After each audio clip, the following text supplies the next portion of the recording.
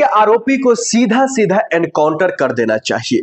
तरुण के आरोपी को पुलिस के हवाले कर देना चाहिए और अगर पुलिस से नहीं संभल रहा है तो तरुण का जो केस है वो सीबीआई को हैंडओवर कर देना चाहिए। ये शब्द मेरा नहीं है, ये शब्द उत्तम नगर के जो तरुण का परिवार है, तरुण का जो मां है, तरुण का जो पिता है, उनका ये शब्द है। वो लगातार जब भी मीडिया उनसे बातचीत करते हैं तब वो जाकर के साफ साफ वो कहती हुई नजर आ रही है, जो तरुण की मां है, इन लोगों की जगह या तो जेल में है या तो जिस तरह से हमारे बेटे को तरपा तरपा कर मारा है, सेम उसी तरह से इन लोगों को फांसी के फंदे पर या तो एनकाउंटर हो जाना चाहिए।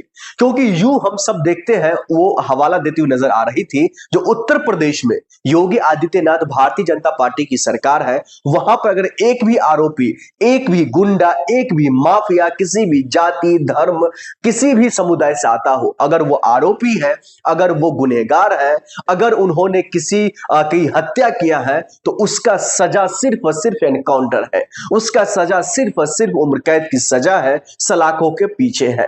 तो फिर हमारे बेटा को न्याय क्यों नहीं मिल रहा है? इस तरीके का गुहार कोई और नहीं बल्कि तरुण की मां लगा रही है। वहीं उनके पिता भी इन तमाम मामलों को लेकर काफी व्याकुल है।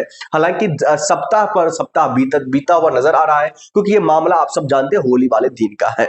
उसके अगले दिन किस तरीके से क्या कुछ कारनामा हुआ वो किसी से छुपा हुआ नहीं है। हालांकि दोनों पक्षों में चोटें आई है, हालांकि दोनों पक्ष अपने अपने तरह से इलाज के लिए हॉस्पिटल गए थे, लेकिन हिंदू पक्ष के जो तरुण है उनकी जो है मौत हो गई इस मारपीट में। लेकिन तरुण का परिवार साफ साफ कह रहा है जो हमारे बेटे का हत्या किया गया है। हालांकि पुलिस प्रशासन के अगर बयान सुने तो वो साफ साफ कह रही है जो हम दोनों पहलू से इस पर छानबीन कर रहे हैं, हम दोनों पहलू से इस पर जांच पड़ताल कर रहे हैं और हम लोग दोनों पहलू से इस पर आगे की कार्रवाई और जितना जल्द से जल्द हो सके एक्शन लेंगे। अब ऐसे में देखना ये होगा जो आखिरकार आने वाले वक्त में क्या कुछ देखने को मिले। तरुण मामलों को लेकर के हालांकि कई सप्ताह बीत चुका है, लेकिन आग जो है वो अभी तक ठंडा नहीं हुआ है।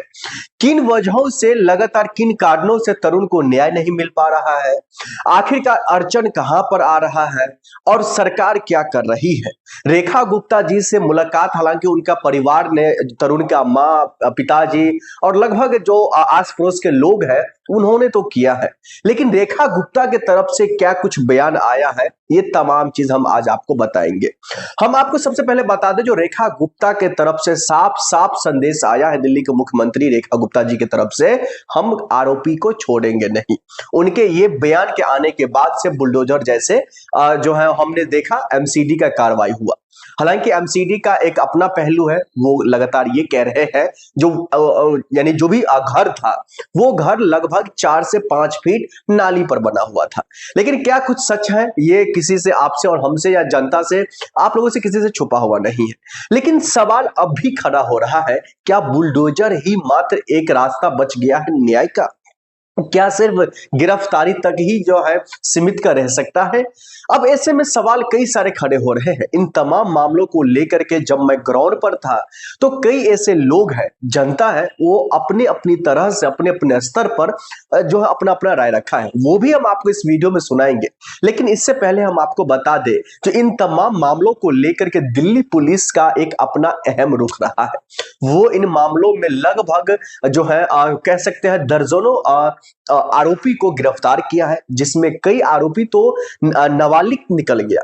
अब इन तमाम मामलों को हम ज्यादा पहलू से विस्तार से न बताते हुए सीधा सीधा हम आपको बता दें जो इन मामलों को लेकर के रेखा गुप्ता की जो सरकार है, यानी कि भारतीय जनता पार्टी की जो दिल्ली में सरकार है, वो उत्तम नगर मामलों को लेकर के काफी हाई अलर्ट पर है।